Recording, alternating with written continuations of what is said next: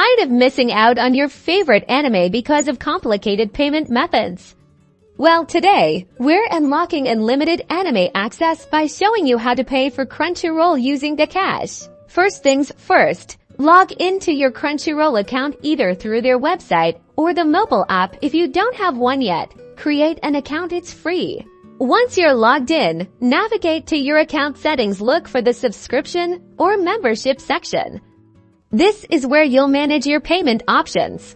Now choose the Crunchyroll plan that suits your anime watching needs. Crunchyroll offers different tiers with varying benefits. Select your preferred plan to continue. This is the key step. Since we're using GCash, you'll typically select the option to add a credit card. Don't worry. We'll use GCash to fund the card.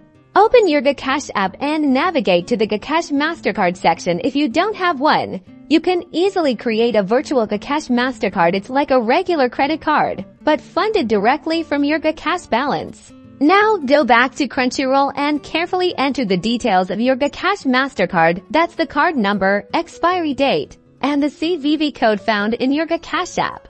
Review all the information you've entered and click Submit or Confirm. Crunchyroll will process the payment through your GCash Mastercard, and that's it.